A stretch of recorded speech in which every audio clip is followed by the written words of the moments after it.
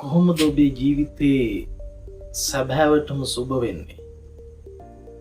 අපි හැමදාම හැමෝටම සුබ පතනවා. විශේෂයෙන් දැන් නව වසරට සුබ පතනවා. නව වසරට නෙවෙයි, ජීවිතේටම සුබ පතන්නේ කොහොමද?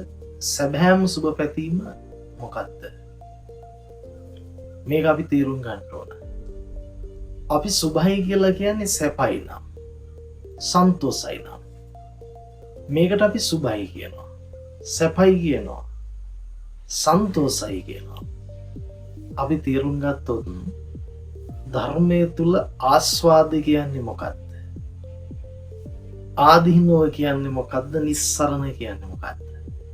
මේ චුට්ටක් තේරුණා නම් සැබෑම සුභවාදීත්වය අපිට ලං වෙනවා. ආදීනවේ දුකයි, ඒ ආස්වාදයේ ධර්මයේ පෙන්වන්නේ දුක්ඛ සමුදය විදිහට.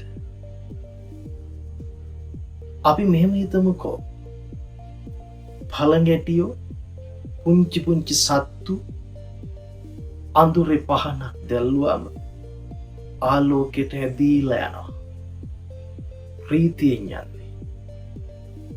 හැබැයි අන්තිමට උන්ට සිද්ධ වෙනවා මේ ආස්වාදේ හොයාගෙන ගිහිල්ලා පිච්චිලා මැරෙන්න. දහස් ගානක් පිච්චිලා මැරිලා වැටිලා ඉන්නවා. දහස් ගානක් මැරෙන්න පණ අදිනවා. මේක පෙනී මුම් මේකට මැදෙනවා. පන්න ඇද ඇද අඬු කඩාගෙන මෙතනටම යනවා.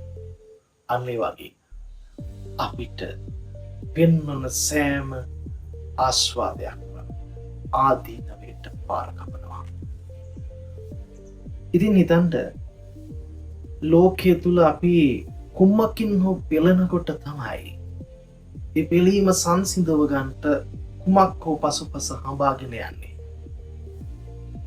ඒ ආස්වාදී විදියට පෙන්නනවා. නමුත් එතනට ගියාම තව ඇතයි.